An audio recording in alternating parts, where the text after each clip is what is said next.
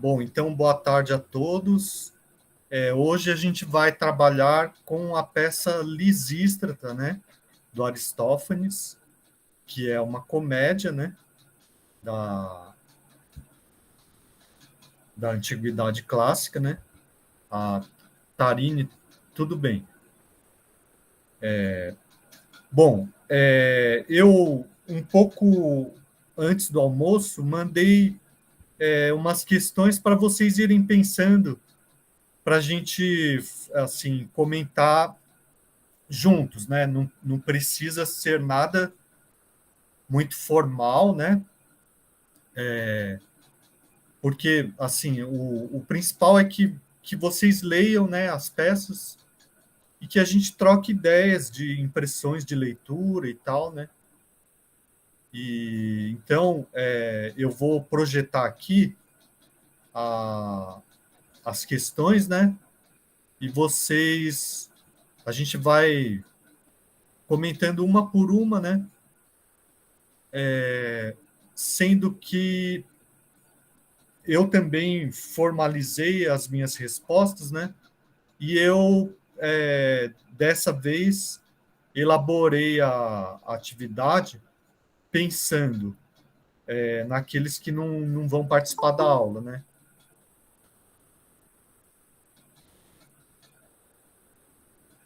Bom, então, qual é a ideia? Bom, que vocês tivessem lido a peça, né? E depois a gente conversasse assim, seguindo mais ou menos essa sequência. Primeiro, retomar a história. Depois, relacionar com o que foi dito na aula anterior sobre a comédia na Antiguidade Clássica. Depois, uma interpretação. Quer dizer, quais os sentidos que a gente consegue apreender na peça. E impressões gerais de leitura, uma coisa mais livre, assim, né? Mais subjetiva. Quem não pudesse participar da aula hoje, para quem não pudesse, eu pensei na seguinte atividade: fazer a mesma discussão, né? Só que relacionada com o filme Lisístrata de 2002, que é dirigido por Francesc Belmonte, que é um diretor espanhol, né? Daí essa discussão ela pode ser a resposta pode ser enviada por e-mail, em arquivo de texto, áudio ou vídeo até a semana que vem, quarta-feira, certo? Levando em conta assim que a pessoa, na medida do possível, deve assim, acompanhar o que a gente discutir agora. Fala, Camila. Professor, eu não participei da aula da semana passada. O senhor passou alguma atividade ou é só mandar o relatório mesmo? Não, então, sim, para a frequência, basta que você me mande o relatório. Tá. Esse relatório, você tem um prazo de 1 mês depois da aula dada, certo? Tá. Depois de Uhum. 1 mês, já eu não recebo, né? Por quê? Para evitar certo tipo de coisa que aconteceu no ano passado, que vinham uns alunos que nunca tinham aparecido querendo salvar tudo no último minuto, né? Por causa disso, tá bom? Eu não passei nenhuma atividade, mas eu sempre espero que as pessoas acompanhem o conteúdo, né? Ou seja, vejam os vídeos, né? Então, aqui, por exemplo, uma das questões a gente está levando em conta que a pessoa tenha visto a aula, certo? Tá, Tá, então. então. Tá. Fala. Não, Não, tá bom. então, vamos por partes aqui. Vamos primeiro, né, retomar a história da peça Lisístrata, do Aristófanes. Quem que gostaria de começar?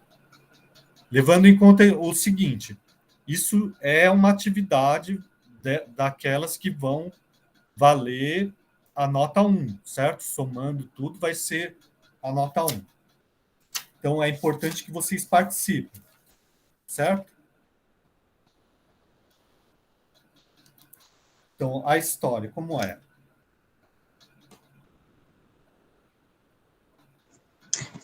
Eu não participei da última aula, mas eu li a peça. Aham, pode começar. Aham. A peça é a história, né, da Lisístrata, ela e as outras mulheres de Atena e Esparta se revoltam contra os homens porque eles só sabiam de ir para a guerra e estavam deixando elas de lado mais do que o normal. E aí elas resolvem fazer uma greve, né, de sexo para eles poderem entrar em um acordo de paz, né?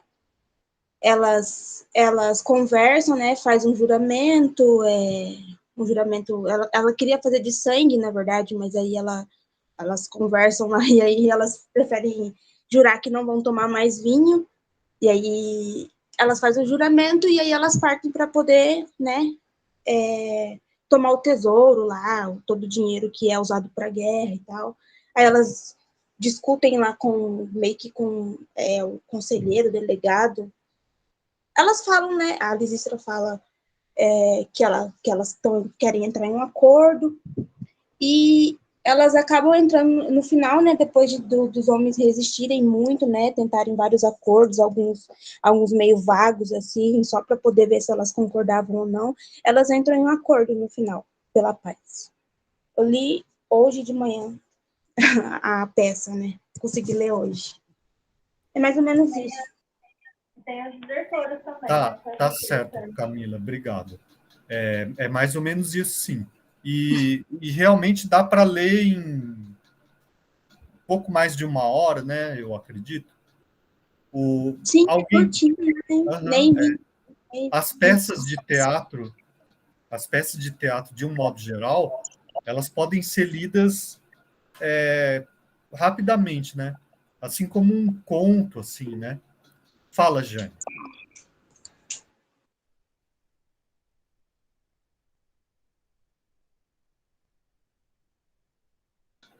Jane, você levantou a mão? Você quer falar? Sim, Pro, é que meu microfone tem hora que falha, eu estava até falando já. Essa peça encenada em Atenas traz mulheres fortes, cansadas da guerra entre Atenas e Esparta, que é a guerra do Peloponeso, que já durava 20 anos. Então, assim, na época, Atenas tinha o controle do mar e a Esparta dominava a terra. A identidade grega nessa época se pautava em três coisas: os rituais religiosos, as terras em comum e a oposição dos helenos contra os bárbaros. Então, assim, a perda de divisas para as guerras internas fazia com que o povo ficasse exposto a possíveis ataques estrangeiros. E a Lisístrata se tocou do seguinte: eles estão brigando entre cidades do mesmo reino, estão desperdiçando dinheiro, estão colocando as mulheres desgostosas e tal. Então, ela demonstrava uma preocupação, essa peça, do autor com a desunião dos gregos. Era uma crítica à guerra que tentava fazer uma ligação entre a política e o cidadão, para o cidadão entender que estava indo dinheiro para um lugar que não era necessário, que esse dinheiro poderia ser usado para outra coisa. Por isso, a Lisístrata leva as mulheres para o templo de Acrópole, que era onde ficava o dinheiro guardado. Então, quando as mulheres tomam o templo, impedem que os homens tirem o dinheiro da cidade. Ela retrata o papel inferior da mulher como crítica e de uma forma cômica, mas absurda, porque a mulher ela só servia para servir aos homens, ser dona de casa, ela era um objeto, né? Ela não tinha poder político nenhum. Aí é que está o absurdo. E ela não propõe uma mudança da situação feminina. A mulher não estava brigando para se tornar independente, para ter a sua identidade, para ter poder de fala, nada disso. Ela estava lutando contra o desperdício e expondo a comicidade e o absurdo. Deixa eu ver o que mais. Acho que é só pro... deixar claro que nesse texto, embora muitas pessoas coloquem, não existe a posição feminista. Isso é muito importante. Tá Só certo, isso. certo, Jane. É verdade. Mesmo porque seria um anacronismo, né? Falar de feminismo nessa peça, né? Tarine.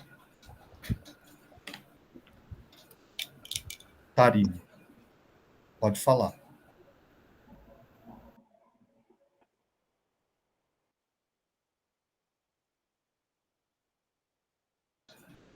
Tarine, você levantou a mão, eu não sei se você está falando ou não, mas o seu microfone está fechado.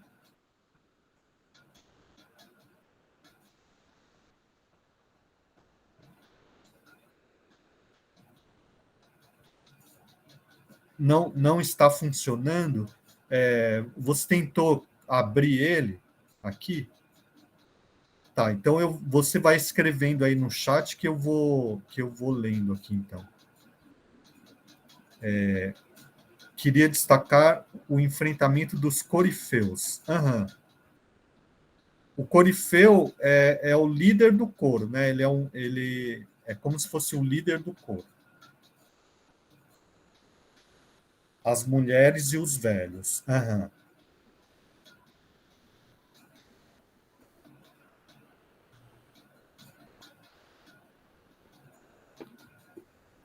Não lembro de ter visto antes em peças.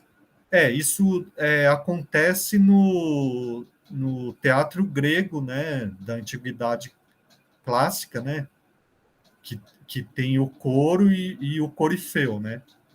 O corifeu é como se fosse assim o líder do coro, né. No caso dessa comédia tem mais de um coro, né. Tanto o coro dos velhos quanto o coro das mulheres, além do corifeu e da corifeia. Esses coros são divididos em 2 semicoros, né? Então tem primeiro semicoro dos velhos, segundo semicoro dos velhos, primeiro semicoro das mulheres, segundo semicoro das mulheres, né? Me escuta agora? Sim, sim. É porque eu tava com um fone Bluetooth e ele tava ligado aqui. Aí ele dá uma interferência, né?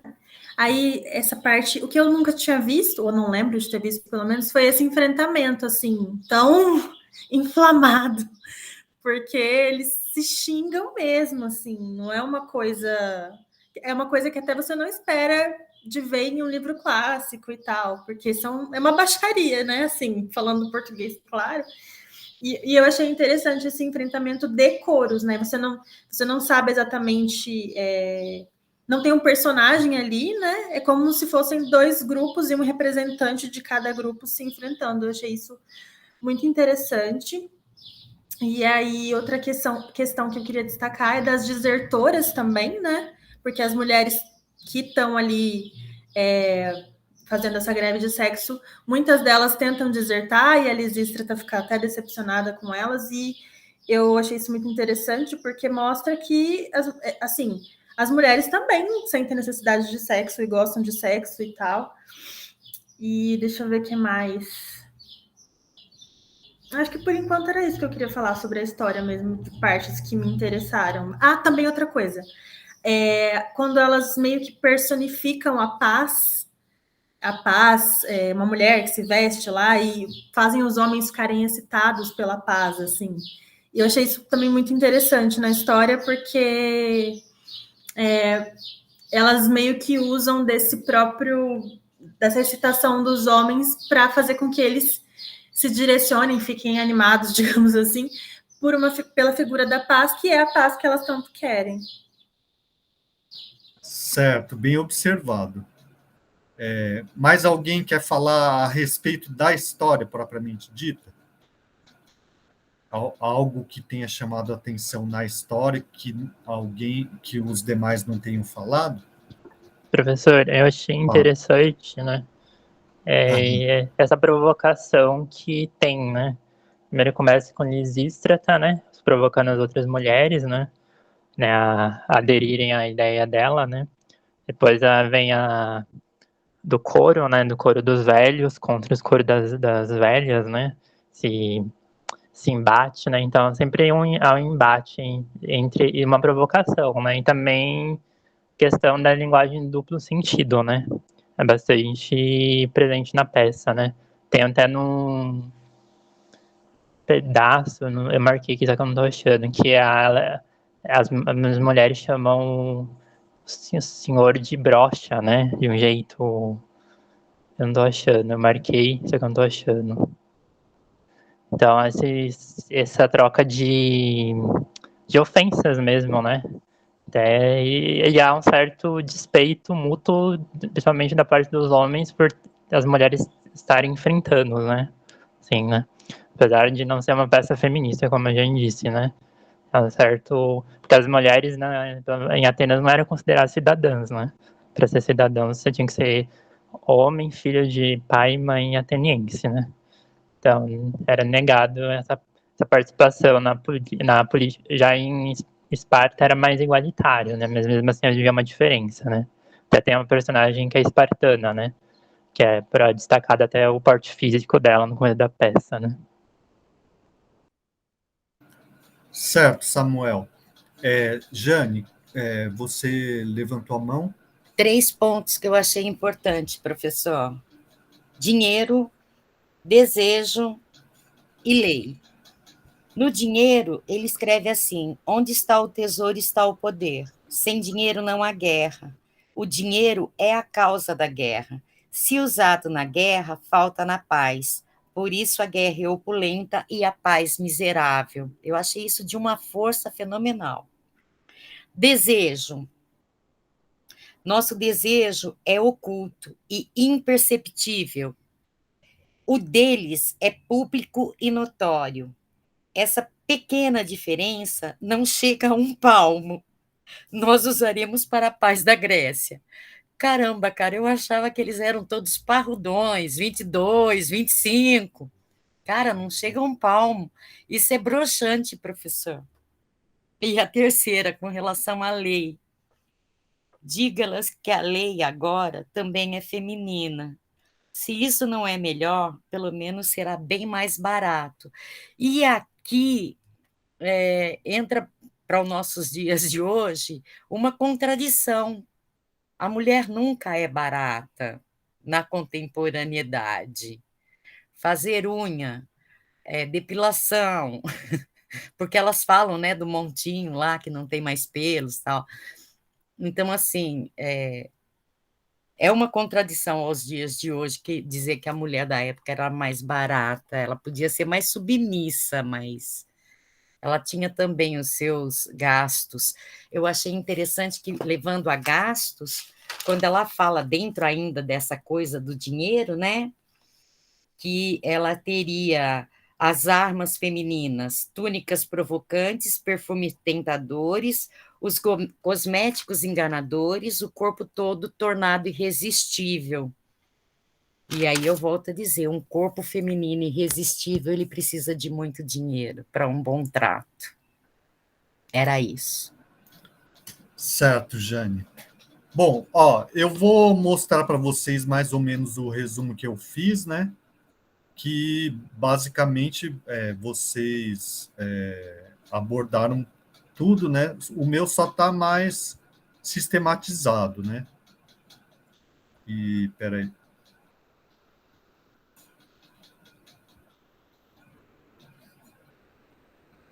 Bom, então deixa eu aumentar aqui.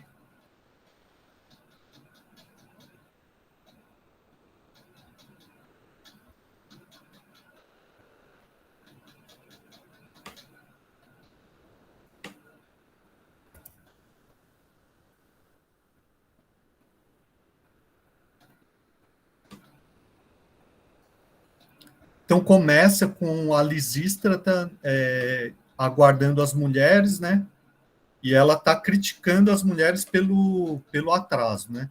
Daí a primeira que chega é a Cleonice, que é vizinha da Lisístrata.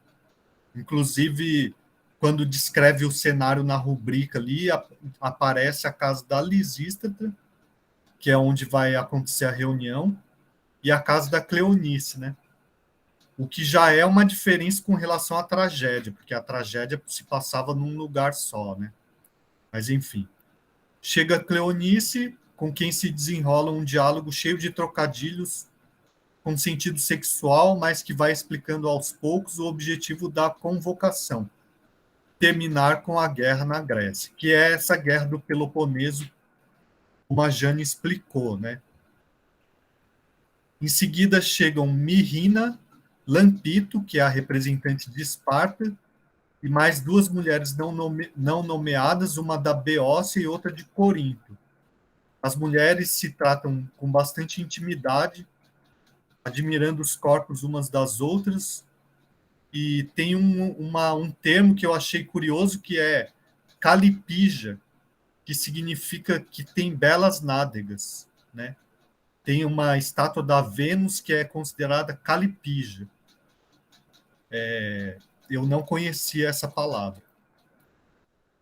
Então, num determinado momento, cheio de trocadilhos, né? Uma lá elogia as nádegas da outra, né? Dizendo que é calipija. Daí, com a participação da Cleonice, da Mirrina e da Lampito na conversa, as que não são nomeadas também não falam, né? A Lisístrata explica a proposta, que é fazer a greve de sexo até que os homens concordem com o fim da guerra. Aí elas fazem um juramento, como a Tarine ou a Camila, não lembro quem, lembrou, né? E daí, essa é a primeira cena. E daí tem uma segunda cena quando muda o cenário, né? Muda o local, que também é uma marca da diferença com relação à tragédia, né? A palavra calipija aparece em Lolita. Eu não lembrava disso também, Samuel. Bom, a cena muda para a Acrópole, né? Que é onde está guardada a riqueza da cidade, né? As conversas ocorrem entre o corifeu e dois semicoros de velhos, por um lado, e pelo outro a corifeia, dois semicoros de mulheres. As mulheres tomaram o local onde estão guardadas as riquezas da cidade, necessárias para a continuação da guerra. Os homens tentam forçá-las a sair do local, tentando encher o local de fumaça, e as mulheres jogam água nas fogueiras feitas pelos homens. Há referências ao fogo e à tentativa de entrar na Acrópole com conotação sexual, né? Então, o fogo, como até hoje ainda tem esse sentido, né, de energia sexual, né? E as tochas, as toras, enfim. E também a ideia de entrar no local, né? Tudo isso tá cheio de trocadilho, né? Como a Tarine lembrou, né? Que a gente tem essa ideia de que a gente pensa que aquilo que é cômico e baixaria, como ela falou, é algo moderno, mas não é, né? Assim, isso existe desde que o ser humano é ser humano, né? Bom, também são feitas piadas com a idade avançada dos velhos, né? Então, essa é a segunda cena. Daí, depois chega um comissário tentando restabelecer a ordem. E a Lisístrata aparece por uma porta da Acrópole, né? Discute com esse comissário. O comissário tenta impor a ordem através da força, mas os soldados não conseguem enfrentar Lisístrata, defendida por Cleonice e Mirrina. E aqui os soldados se borram de medo, né? Literalmente, né? E daí a Lisístrata explica aos homens o motivo de invasão da Acrópole, que é aquele que a Jane falou, né? Sem dinheiro não há guerra. As mulheres começam a se enfraquecer na imposição da greve do sexo, ou seja, algumas começam a ceder aos seus desejos, furando a greve. Foi o que a Tarini lembrou, né? Mas a Lisístrata procura encorajá-las a manter a greve. Aí aparece o Sinésias, que é o marido da Mirrina, e ele aparece acompanhado do filho, para tentar fazer com que a Mirrina se comova, né? Mas ela, orientada pela Lisístrata, provoca ainda mais o desejo sexual do marido para que a frustração seja ainda maior. Daí o Corifeu aparece para lamentar a condição de Sinésias, que também é a condição do Corifeu, né? Eles estão excitados e não tem como realizar os desejos, né? Daí entra em cena um arauto de Esparta, né? Um mensageiro, e o magistrado de Atenas. E ambos também estão sentindo os efeitos da greve do sexo. Aqui eles aparecem com ereção, né? E daí que tem aquele comentário da Jane, né? Tanto a mulher quanto o homem sentem o desejo, só que o do homem é algo aparente, da mulher não, né? Daí começa a ser negociada a paz com a participação de outros cidadãos, embaixadores de Atenas e de Esparta, Corifeu Velho e Corifeia. Daí a Lisístrata chega trazendo a paz, simbolizada por uma linda jovem nua, e os termos de paz vão sendo negociados. O clima de festa vai tomando conta da cena, com os homens e as mulheres voltando a se reunir. Aí, depois que a paz é tratada, né, que chega a um acordo de paz, todos vão saindo de cena até que fica apenas Lisístrata. E daí entra o marido da Lisístrata e os dois se unem. Tem uma rubrica lá, né, dizendo que a maneira como eles vão se encontrando vai dando a entender cada vez mais claramente uma relação sexual, né? E as luzes vão se apagando, certo? Então, basicamente, eu só fiz uma coisa um pouco mais detalhada do que vocês, né?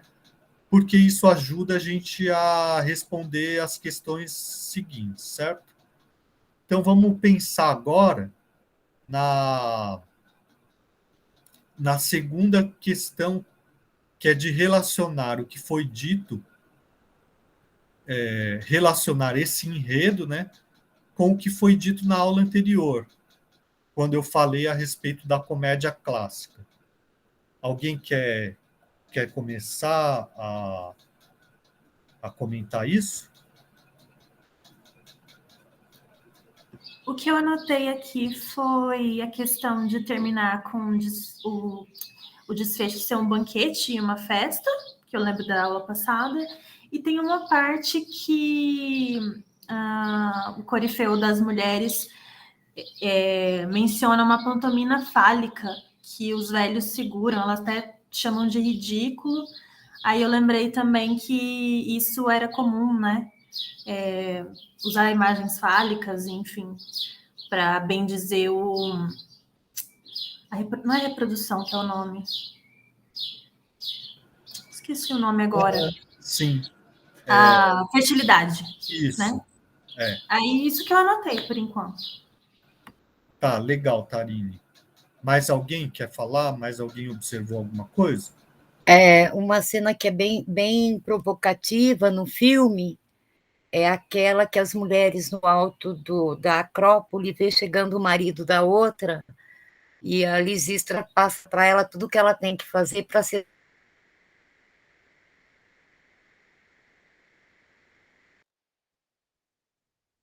e deixar o marido ainda mais excitado. E a mulher dá conta, sabe? Ela de forma contrariando o próprio desejo. Isso fica bem explícito. Por ela teria corrido para o marido e acabou. E ela vai criando situações. Apesar de eu achar o filme meio pastelônico, eu achei essa uma das melhores cenas. Ah, legal, Jane. O filme... Bom, o filme eu não vou comentar, porque para deixar aqueles que não vieram comentarem mais, né? Mas se você depois quiser justificar melhor a sua opinião, Jane, seria interessante para eu entender melhor por que você não gostou, tá bom? Bom, os demais querem complementar alguma coisa a respeito dessa segunda questão?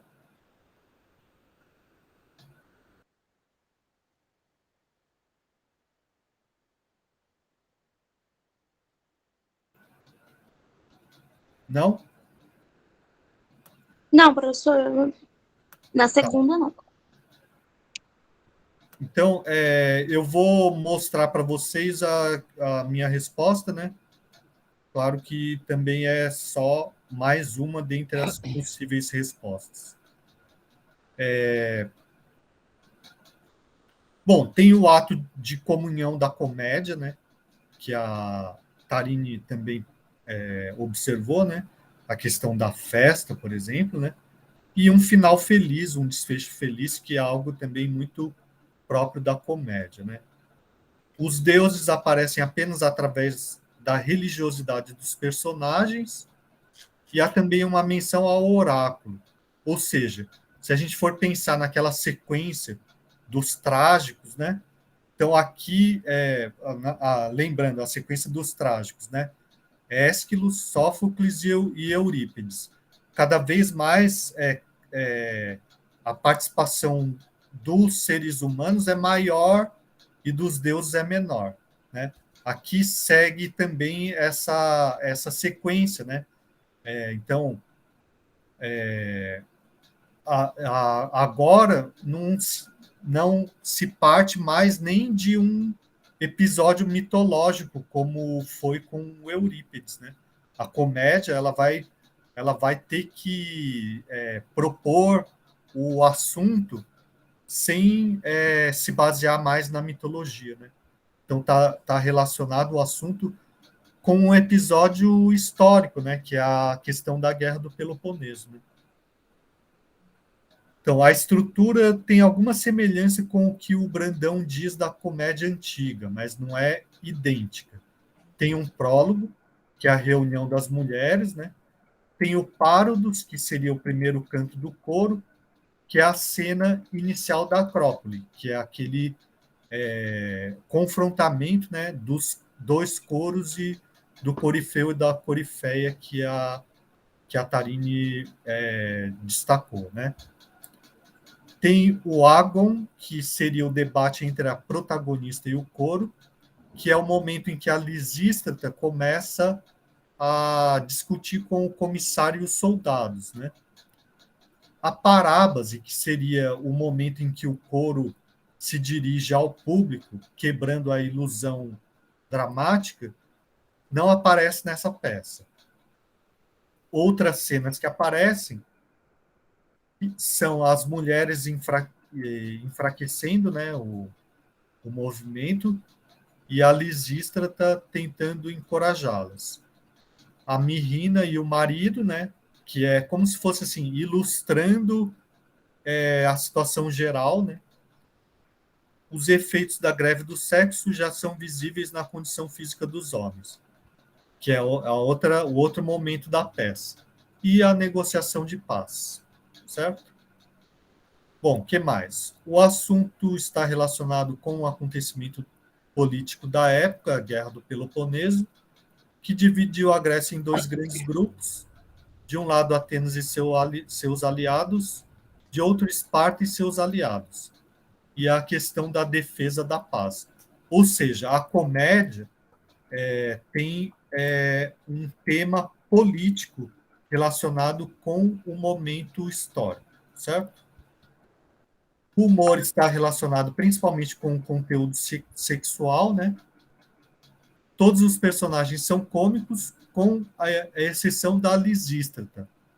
Ou seja, eles são caracterizados como seres que se deixam dominar pelos instintos sexuais, né, principalmente, e sentimentos como o medo, no caso dos soldados, por exemplo, e a fraqueza das mulheres que começam a furar a greve, certo?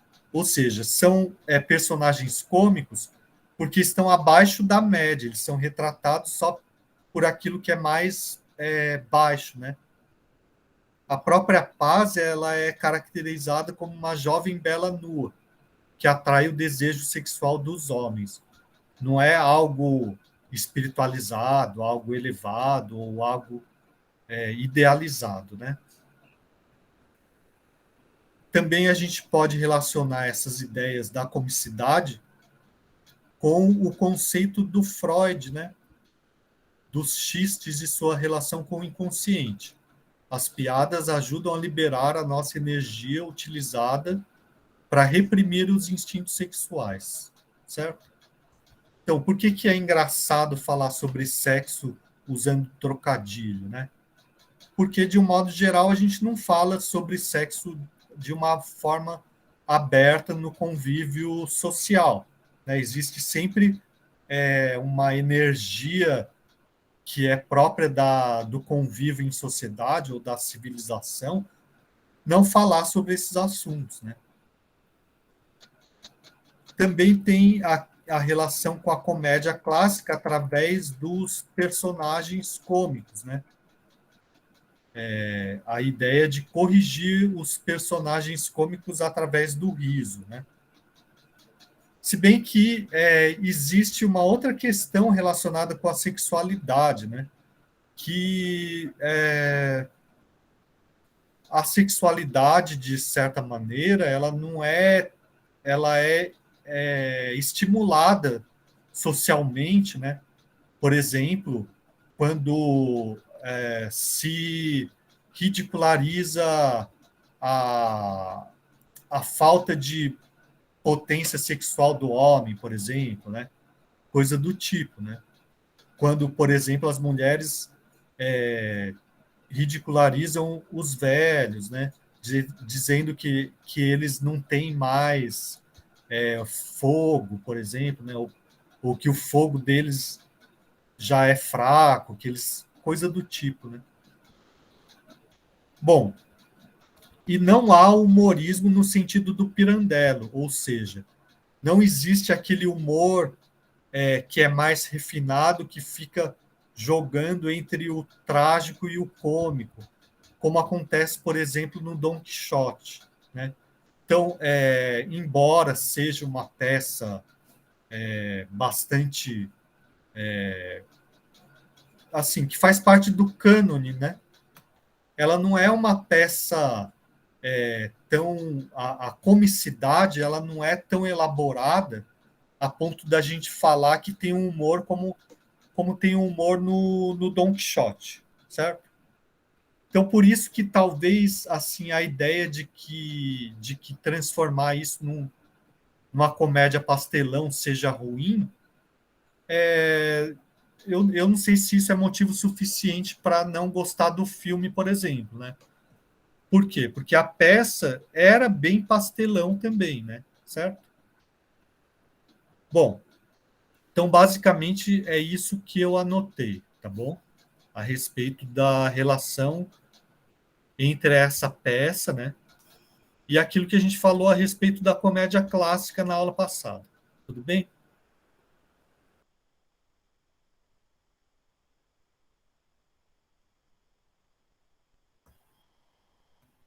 Tranquilo, Pro.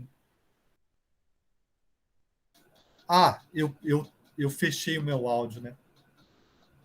Então, a questão seguinte tem a ver com a interpretação, né? Qual o sentido dessa peça? Os possíveis sentidos, né?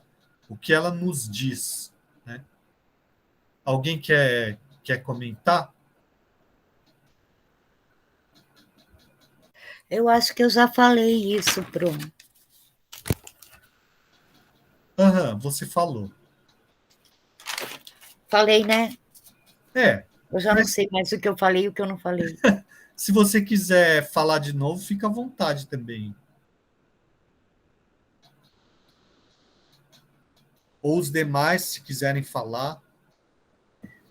Bom, eu não sei se eu estou viajando ou não, mas eu fiquei pensando muito em relações de poder, assim, porque em relacionamentos existe, né, esses jogos de poder, assim, um tem o poder, tem que ceder mais para o outro e tudo mais, e eu percebi que as mulheres, elas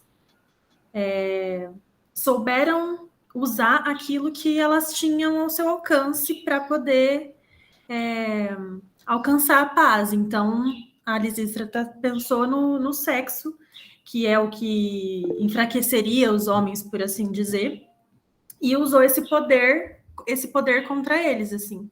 Fora que, assim, óbvio que ela não conseguiria fazer isso sozinha, então ela teve que persuadir outras mulheres. Então eu pensei muito nisso da persuasão também. E até me fez lembrar da Medeia, porque em outra proporção ela também é uma mulher muito persuasiva, né? Foi isso que eu estava pensando. Sim, Tarine, é relação de poder, sim, né? Tanto é que tem um sentido político, né? E política é isso, né? É relação de poder. E, no caso, é verdade.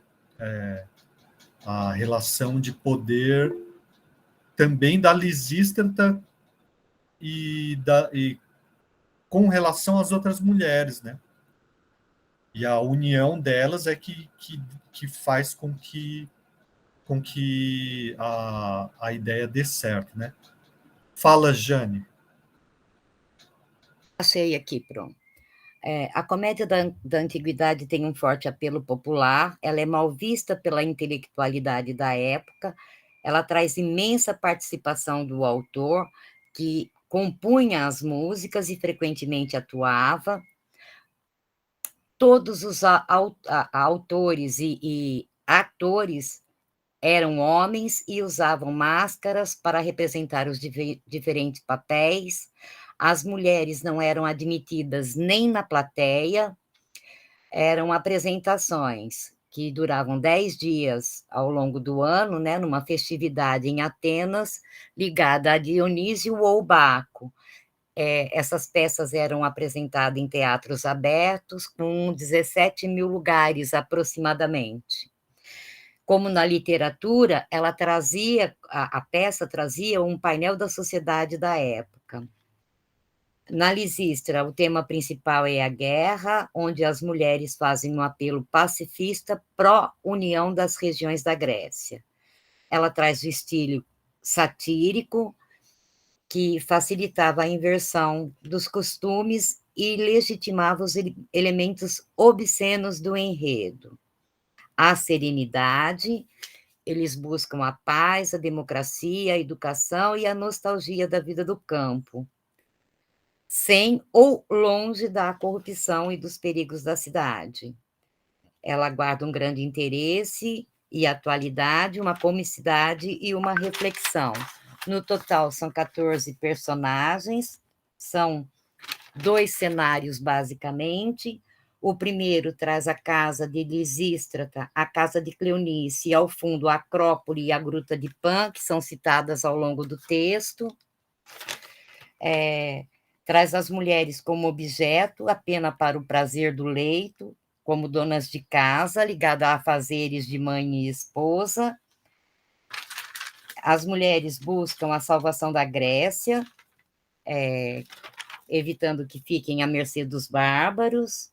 As armas são as túnicas provocantes, tal que eu já falei. A proposta é a abstenção de sexo, o controle da Acrópole pelas mulheres. E o juramento, que é beber apenas água até que a paz se estabeleça. A cena muda para a estrada, que faz parte do cenário da primeira parte, e aí vem as falas sobre o dinheiro, sobre o desejo e sobre a lei. O resto eu já falei. Tá certo, Jane. Camila. Então, eu ia complementar o comentário da Tari. Eu concordo com o que a Tari falou mesmo. Eu até esqueci, a Jane foi falando que eu até esqueci o que eu ia falar.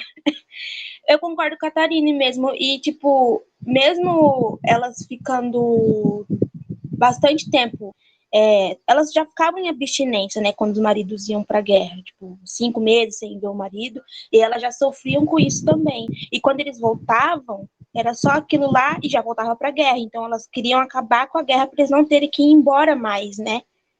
Pelo que eu entendi.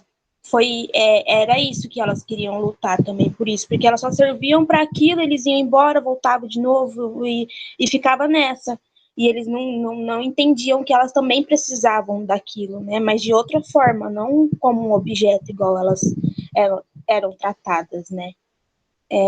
Eu ia falar mais alguma coisa, mas eu acabei esquecendo, eu deveria ter anotado. Mas é basicamente isso que eu entendi, que eu entendi também da peça. E eu concordo bastante com o que a Tari falou. Tá, legal, Camila. Mais alguém? Professor, eu lembrei, na verdade, daquela música do Chico Buarque, né? Mulheres de Atenas, né? Aham, Que ele mostra a condição feminina, né? Em Atenas. sim, Interessante. é verdade. No caso, ele destaca o aspecto da submissão, né, das mulheres, né? Aí entra a peça do Boal que eu falei, pronto. Aham, sim. Chama Lisa, a Mulher Libertadora. Pois é, para quem chegou depois, né, e também não foi gravado, a Jane estava conversando comigo e ela fez uma espécie de levantamento de várias obras, né, filmes e peças que foram feitas a partir do texto original da Lisístrata, né? Várias obras que se baseiam na Lisístrata, que é bem interessante. Eu também não sabia que tinha tantas obras assim, né? Ela foi falando e daí ela vai me passar o arquivo onde ela fez essas anotações. Bom, deixa eu ver aqui o que eu coloquei.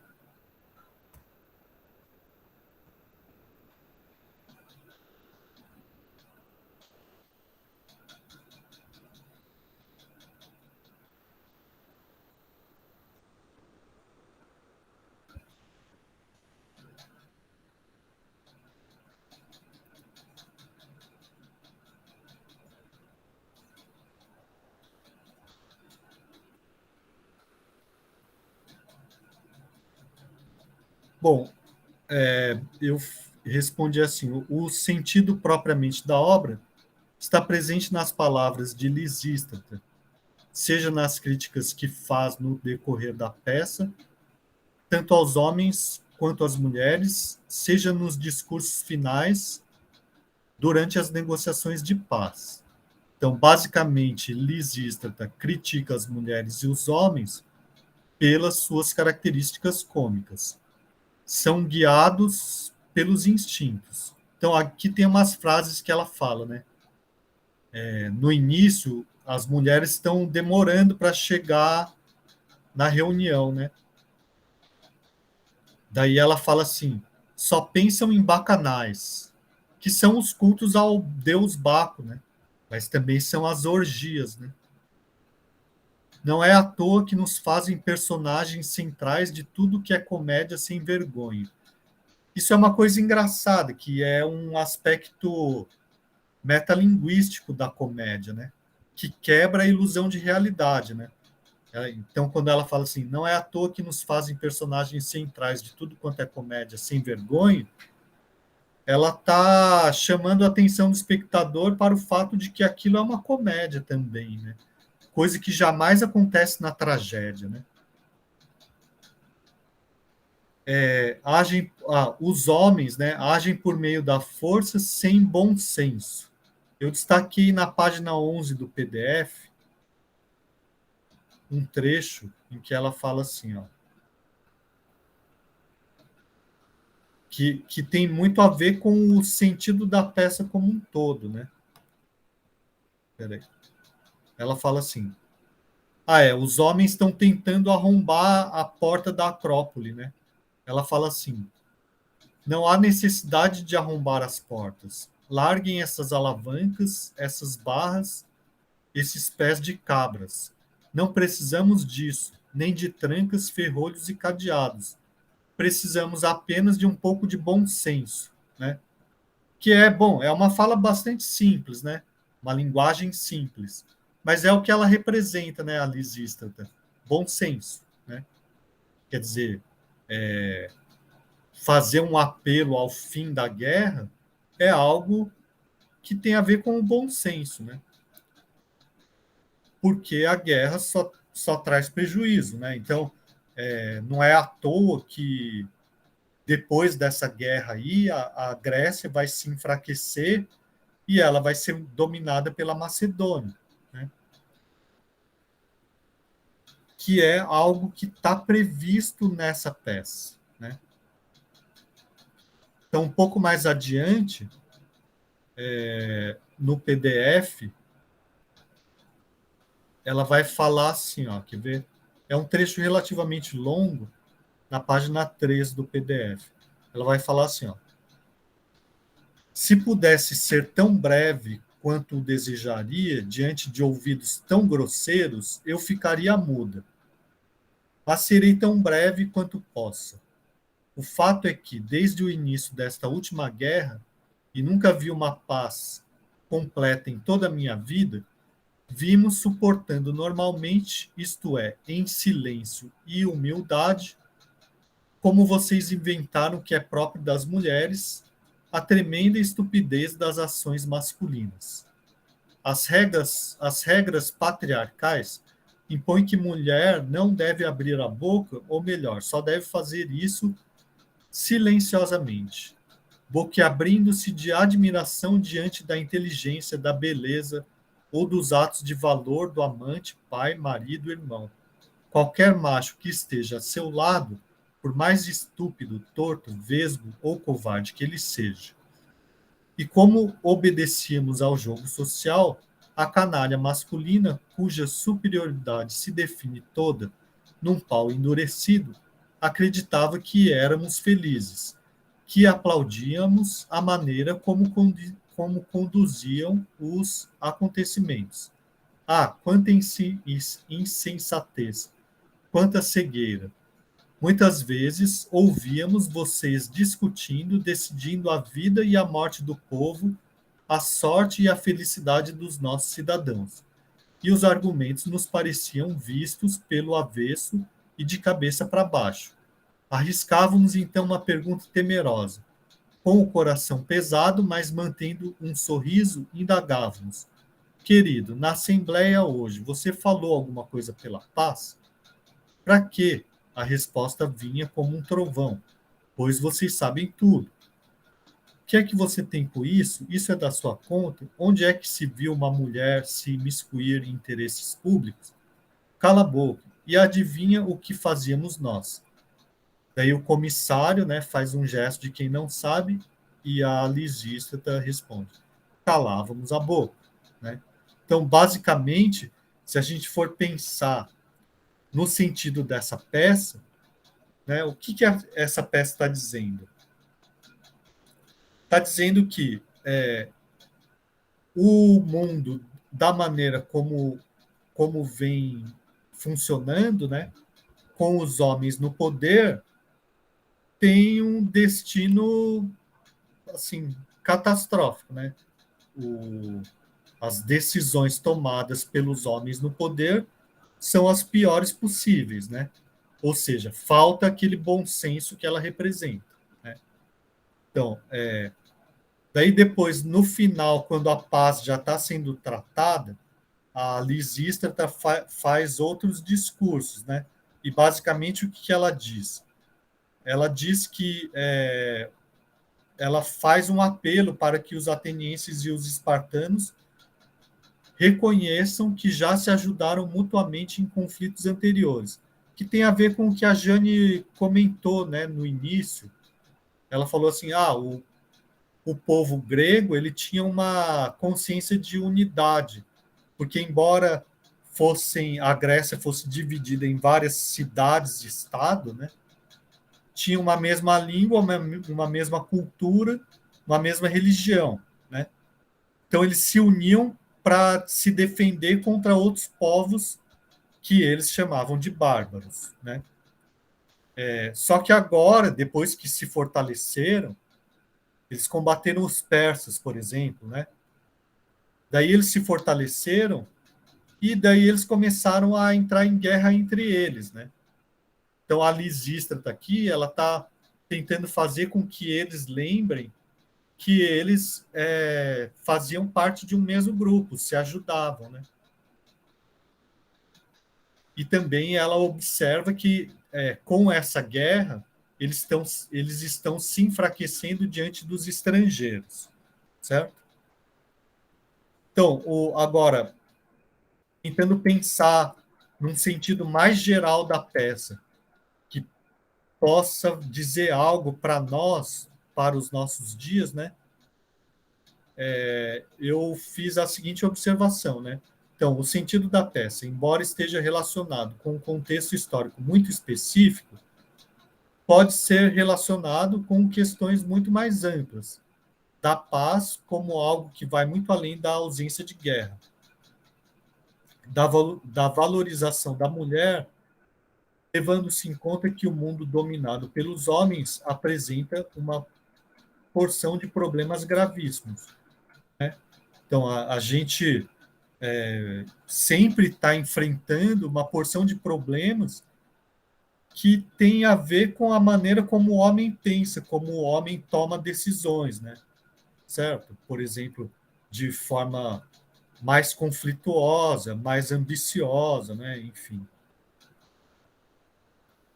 De se observar entre os grupos que haja muito mais coisas a serem compartilhadas do que diferenças que levem a conflitos.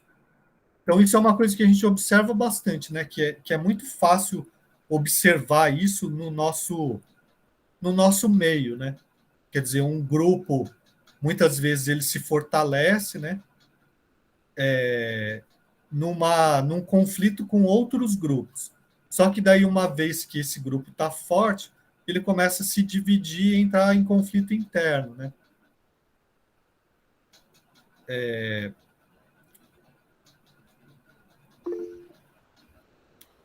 Fala, Jeane.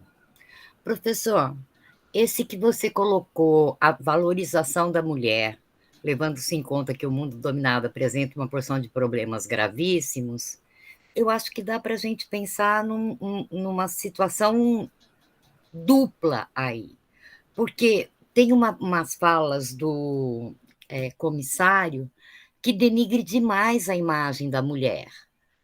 E eu acho que pelo fato de denegrir tanto, de ser tão machista, na verdade, todo esse contexto, a valorização é pela atitude da mulher nesse sentido de tomar as dores do Estado.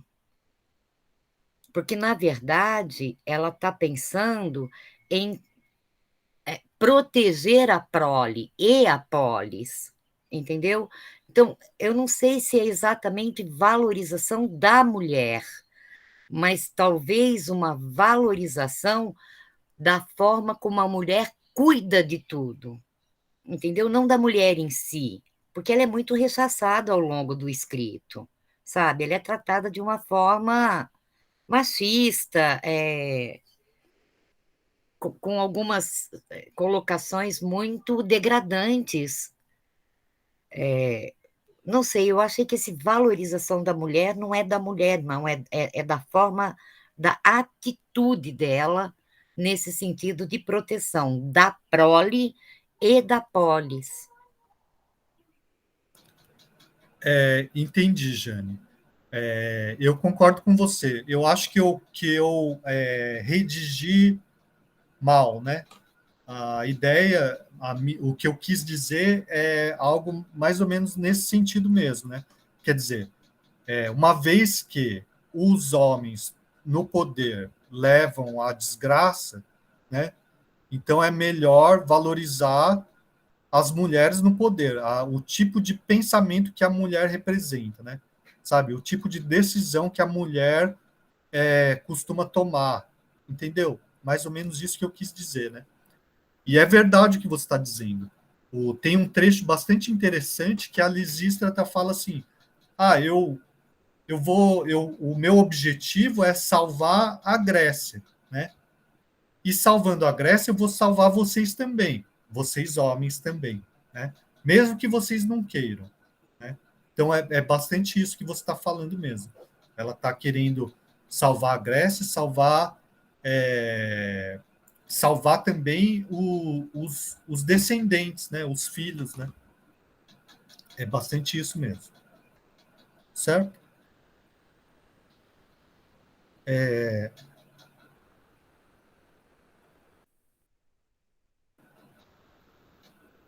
Bom, então a ideia minha é essa, né? Que de se observar entre os grupos que talvez haja muito mais coisas a serem compartilhadas do que diferenças que levem a conflitos, né? Ou seja, a ideia de olhar para o outro, né? Mas olhando assim, tentando observar semelhanças que existem entre a gente e o outro, né? Mais do que as diferenças, né? E enfim, pode-se aprofundar e ampliar o sentido dessa peça, buscando se compreender algo que também faça muito sentido para nós, né, para os nossos dias. Né? Então, eu acho que é isso que leva as novas adaptações, né, as releituras. Né? Quer dizer, os autores leem a peça original e pensam assim, pô, mas isso daqui também faz sentido para a gente. De que maneira que eu posso tentar transmitir esse sentido, né? De tal modo que os meus espectadores ou leitores consigam entender melhor esse sentido que eu estou vendo, né? Certo? Tá. Mais alguma coisa que alguém queira falar? Porque quando eu falo assim, a interpretação, o que eu estou querendo dizer é assim, qual é o sentido dessa peça? Né? O que essa peça diz para nós? Né? Então, é mais ou menos isso que eu acho que ela diz. Né? Mas isso, claro, é a interpretação que eu estou propondo. Né? Bom, e a última questão, que seria impressões gerais de leitura, daí é uma coisa mais livre, né? Se alguém quiser falar alguma coisa para complementar o que a gente já discutiu até agora, pode ficar à vontade. Bom, falando de impressões, eu só queria destacar que assim, eu ri bastante, até ri alto em várias partes, assim. A Cleonice eu achei uma personagem muito engraçada. Alguns termos que eles usam, tipo ereção universal, eu ri demais dessa. E também quando elas, na parte do comissário, que elas falam, por que você não morre de uma vez? E começam a jogar coisas nele, assim, eu achei demais também essa parte. Então, eu acho que às vezes as pessoas têm um preconceito, um medo, até a gente que está estudando, ou até mesmo quando a gente já está fazendo estudo acadêmico e tal, às vezes a gente tem preconceito com alguns livros clássicos e acha que, sei lá, esse livro não vai me fazer rir. E, assim, tem essa alcunha de clássico, mas tem livros de vários gêneros e vários tipos, né? Você pode rir, você pode chorar, pode ser uma aventura e tudo mais. Recentemente também eu li O Alienista e também ri muito, assim, achei muito, muito divertido. Então eu acho isso interessante também, que tudo bem, tem essa questão toda para além do entretenimento, mas é uma peça que é muito... Ela tem muito êxito em entreter também, que era, talvez, o principal objetivo, né? Legal, Tarinho. É bom ouvir esse tipo de de, de testemunho, né? De leitura. Janice, é interessante a relação com os dias atuais. Sim, eu também acho. Embora seja de muitos séculos, né? 20 e mais de 20 séculos, né? Ainda diz coisas para o nosso tempo, né? Quem mais quer falar? Eu Fala. achei. Então, a maioria das pessoas a gente lê achando que é um texto feminista, né? Igual a Jane falou.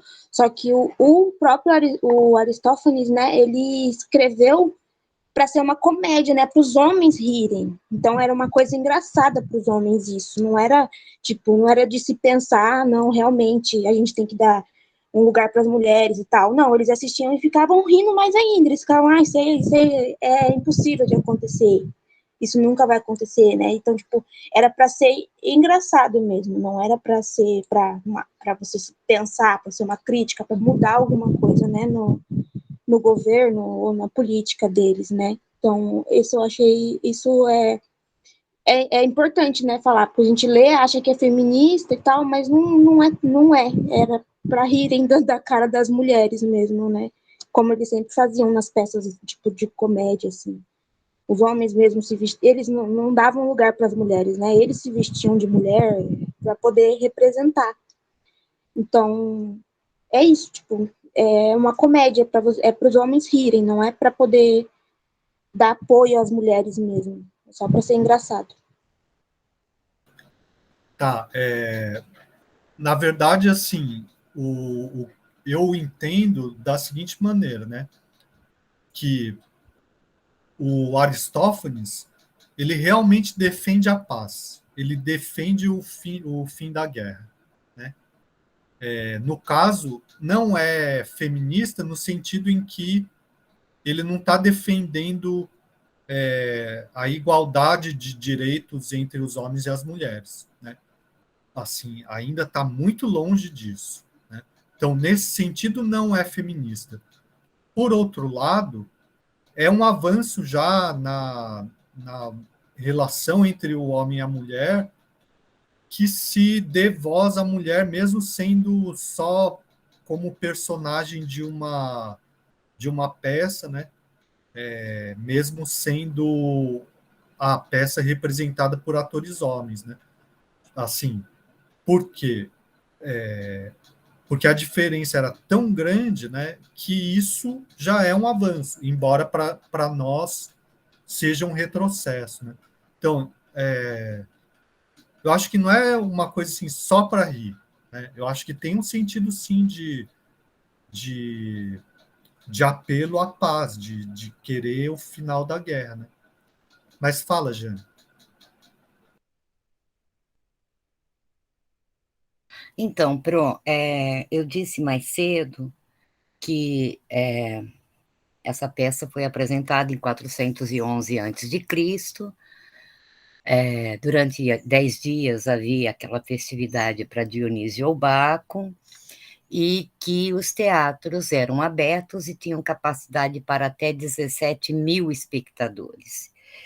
E aí eu me pergunto, dentro esses possíveis 17 mil espectadores, quantos eram letrados e capacitados a entender as mensagens intrínsecas?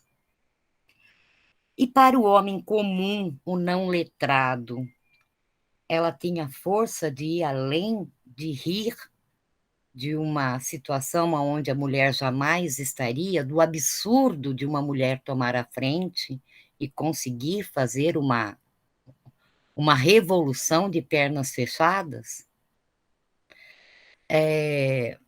Isso é muito profundo, sabe, Pro?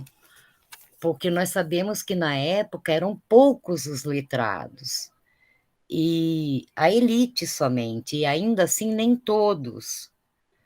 Então, eu me pego pensando a profundidade que a peça traz para nós, a título acadêmico, estudando, esmiuçando, se nós levássemos esta mesma peça para o Teatro de Arena, não da UEMS, aquele que tem ali na Orla Morena, num dia de feira que o local está lotado, quantas pessoas teriam essa compreensão de tudo que está intrínseco?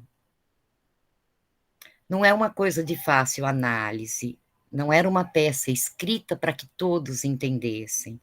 Eu acredito que tenha sido mais assim, aquela flecha atirada num alvo pré-definido, que era a elite letrada, e que para a pessoa simples do povo era apenas mesmo uma comédia, um fator de riso, nada além. Porque eles não teriam condições de entender toda a potencialidade escrita. Talvez eu esteja errada, mas seria interessante fazer isso acontecer aos dias de hoje, para ver o quanto ia aguçar os sentidos dos não letrados que estariam na feira. É um caso a mais a se pensar. É verdade, Jane. Tudo que você está falando realmente são perguntas que não têm uma resposta muito fácil, não, né? Eu também li essa introdução que você destacou, né? Que fala do número de lugares, né? 17 mil, né? 17 mil lugares, né? É uma coisa assim até difícil de imaginar, né? Porque hoje em dia, num estádio, liga lá o microfone, uma pessoa pode falar para milhares de pessoas. Mas na época não tinha isso, né? Eles usavam máscaras, né? E essas máscaras projetavam a voz num volume maior. É isso que diz, né? Agora, quanto que dava para entender do que estava sendo dito, mesmo nesse aspecto mais material mesmo, né? Mais físico, né? Ou quanto era mais a parte visual, né? Enfim, é difícil a gente saber exatamente, né? Também isso, quanto ao efeito que tinha, o sentido sobre o público, né? De qualquer maneira, né, isso teve importância suficiente para ser preservado e chegar até nós, né? Então, e dizer algo para a gente, né? E também isso que você está falando é difícil de responder, né? Até que ponto, para uma plateia enorme, uma peça como essa vai ter um sentido muito compreendido ou vai ser reduzido a só um entretenimento, né? Bom, enfim, essas são questões que eu não consigo ter clareza a respeito das respostas, não, né?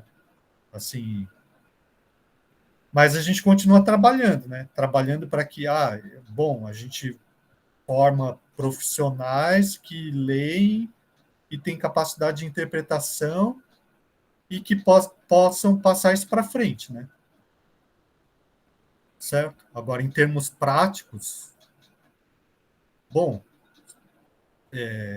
ele não conseguiu acabar com a guerra, né? Que é uma coisa mais prática, né? Mais, né? Que é o sentido mais evidente, né? Então, o que a gente consegue fazer, eu também não sei. Mas é o que nos cabe, né? Mas, enfim. Mais alguém quer falar alguma coisa? Eu penso muito nas novelas, nesse sentido, porque é um conteúdo popular, um conteúdo de TV aberta que chega na casa da maioria dos brasileiros, né? Muita gente não tem internet, por exemplo, e tal. Mas quando tem algum tema relevante abordado, é perceptível que mesmo nas camadas mais pobres e tudo mais, gera um efeito, assim. Eu lembro na época que teve um personagem transexual na novela da Glória Pérez, e muitas pessoas passaram a entender a diferença entre transexualidade e ser drag queen, por exemplo, por causa da novela. Então, eu acho que, às vezes, um conteúdo popular pode, sim, claro que nunca saberemos, né, como foi na época, mas eu percebo, trazendo para os dias de hoje, que, às vezes, um conteúdo popular pode fazer com que as pessoas, um conteúdo majoritariamente de entretenimento, né, pode fazer com que as pessoas reflitam, independente da sua classe, assim, social, sobre temas diversos. Certo, é um bom exemplo. Eu acho que qualquer tipo de análise muito assim taxativa, né, acaba sendo falsa, né? Por exemplo, falar assim, tudo que é cultura de massa é só entretenimento e tudo que é cultura erudita tem um sentido mais elevado, mais profundo e mais transformador ou qualquer coisa do tipo, acaba sendo falso, né? Então, talvez seja mesmo isso que você está falando, né? Através de uma novela, até é possível se transmitir alguma ideia, alguma informação, ou alguma, né? Enfim, talvez a novela corra atrás da mudança dos costumes, da cultura, né? Enfim. Né? Bem atual, Tarine, é o caso do Nego do Borel na Fazenda, o abuso sexual, o estupro que está sendo debatido agora. Realmente, é acesso livre, é TV aberta, e é um assunto que está sendo comentado em todo lugar. Se haverá uma compreensão, um positivismo do machismo estrutural, a gente não sabe, mas pelo menos está sendo discutido. Legal. Bom, mais alguma coisa que alguém queira falar? Essas questões são muito complexas, né? São muito amplas também, né? Mas é interessante que vocês estejam trazendo à tona essas questões a partir da leitura da peça, né?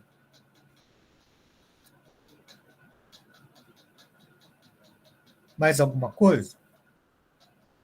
Sobre a impressão de leitura, pode ser assim, gostei, não gostei por causa disso, daquilo, ou gostei daquilo e não de outra coisa.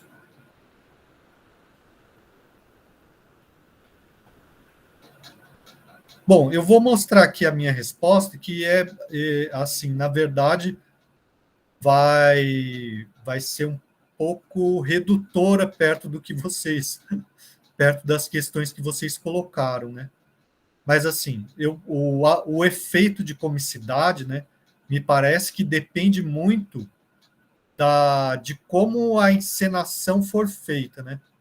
Então, assim, eu acho que para o leitor da peça de teatro, né, para o leitor da peça de teatro conseguir captar o humor do texto, ele tem que conseguir imaginar a encenação, né? E daí ele acha engraçado, né? E também ele tem que conseguir captar os trocadilhos, né?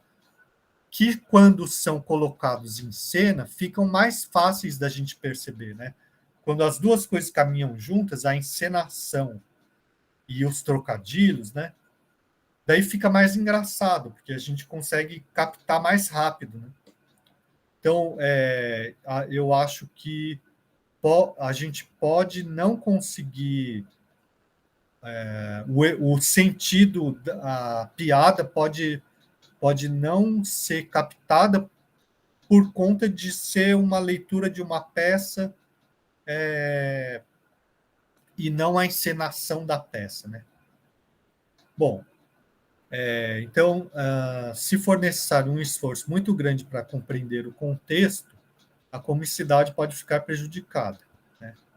Então, por exemplo, é muito mais fácil a gente entender que na outra peça, as rãs, né, que o Baco está competindo com as rãs através do peido dele, é muito mais fácil a gente entender a piada se isso for encenado do que lendo, né?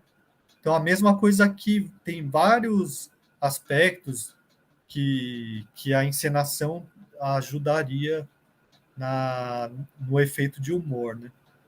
Então, por isso, na minha opinião, né, as adaptações, tanto para os palcos quanto para as telas ou outras linguagens, né, a Jane chegou a comentar de histórias em quadrinhos, né?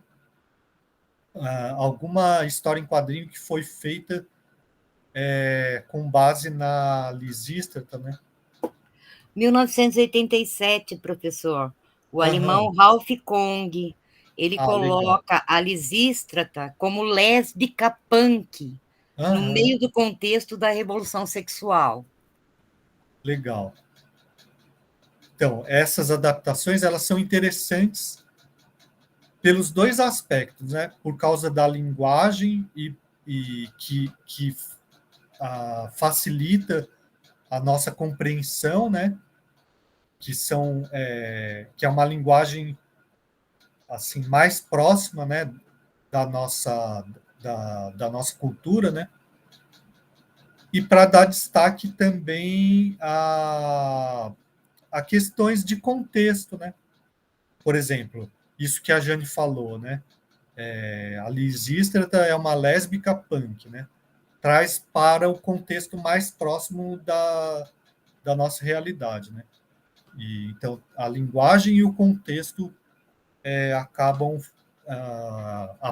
nos aproximando do sentido da obra, certo? Enfim, basicamente é isso, né?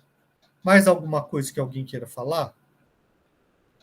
Tem um momento que a Lisístrata fala para os homens não se atreverem a se resolver entre eles. Tem uma conotação homossexual nisso ou eu viajei na hora? Total. Sim, tem. Tem isso, sim.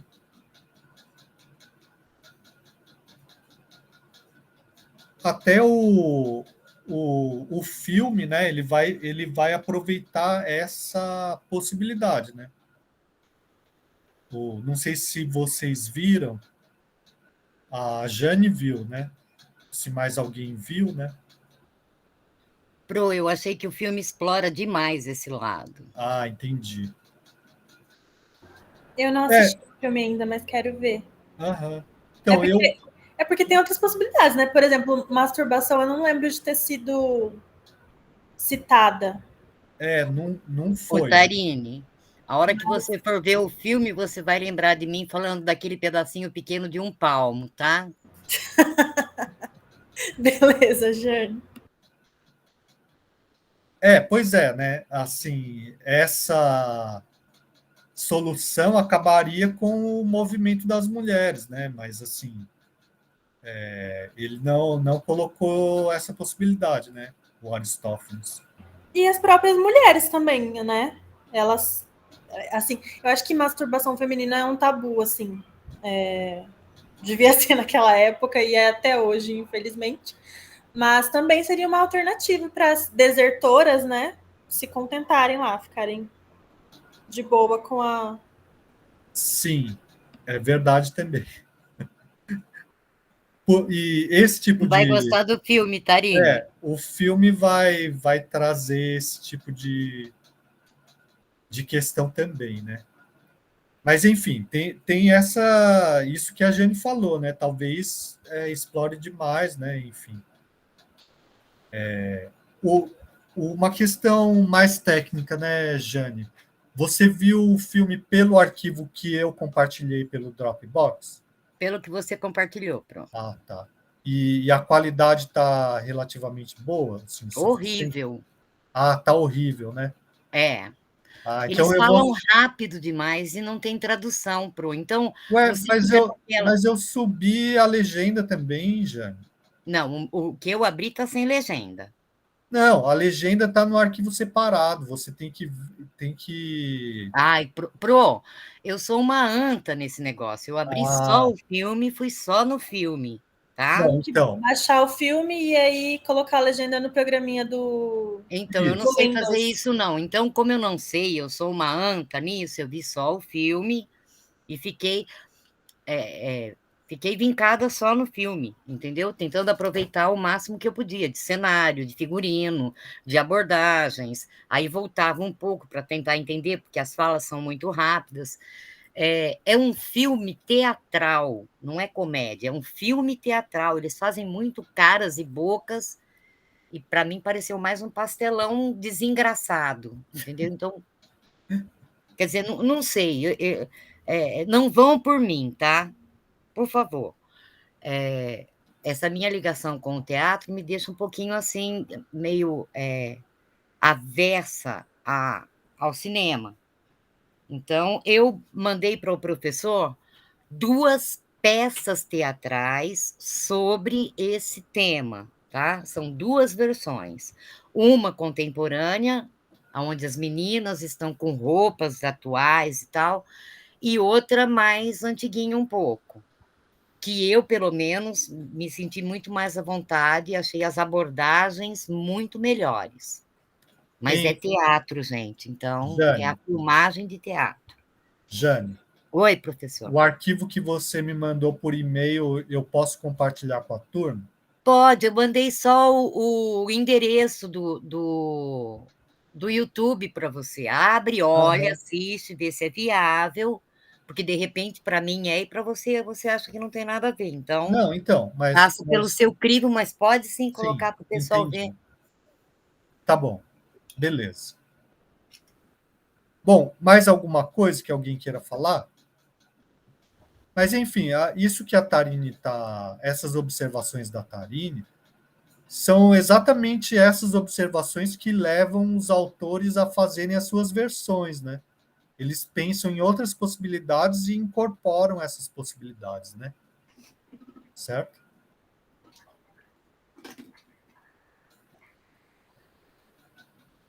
Tá. Bom, se ninguém quer falar mais nada, para a próxima aula, o que é para fazer? A gente vai começar, né, o teatro medieval. Então, ó, esse livro aqui, ó, ele está em PDF lá, né? Esse livro aqui chama História Mundial do Teatro, né? Margot Bertoldi é a autora, né? Então, esse livro está em PDF no Google Classroom. Então, eu quero que vocês leiam, quero que vocês leiam o, peraí, o capítulo que trata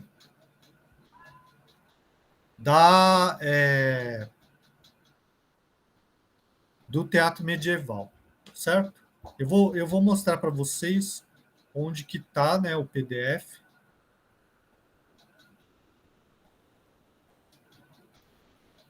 Então, vocês vêm aqui na aba atividades, né? E daí no item geral tem aqui, ó, História Mundial do Teatro, Margot Bertoldi. Daí no PDF aqui. Bom, esse livro é interessante vocês baixarem e terem no notebook, né? Se bem que eu acho que ninguém vai tirar, ele está disponível na internet, basta digitar no Google o que vocês acham. Mas, assim, é um livro bem interessante, bem completo, né, sobre o teatro. Completo em que sentido? Vai trazer também a história do teatro, não só no Ocidente, né, mas não só na Europa, mas no Oriente Médio, na África, né? Então, se vocês tiverem interesse, é um material bastante rico, né? Daí, mas quando ele fala do teatro ocidental, né? Daí tem o teatro antigo, que a gente já viu através de outro material, e tem o capítulo, ó, fala também do aspecto físico do teatro, né? De como era o anfiteatro e tal, né?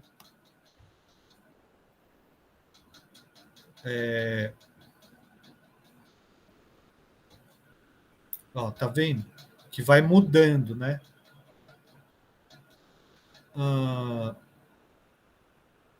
Bom, daí sobre o aqui, ó, Idade Média.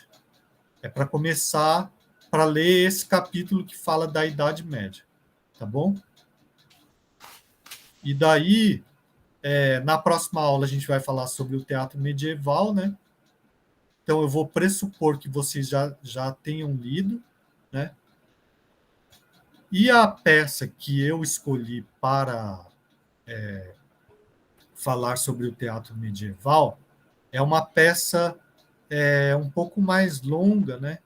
Então, na medida do possível, seria interessante também vocês. Eu vou deixar 2 semanas para tratar dela, né? Mas na medida do possível, que é essa peça aqui, a Celestina, né? Seria interessante vocês não deixarem para a última hora, porque essa peça aqui não dá para ler em poucas horas, como a Lisístrata, por exemplo, ou a Medéia, tá bom? Então, basicamente, por hoje era isso, né? Eu vou... Alguém quer falar alguma coisa? Tranquilo, então? Então tá. Então, eu agradeço a participação de vocês, né? E até a próxima semana, então.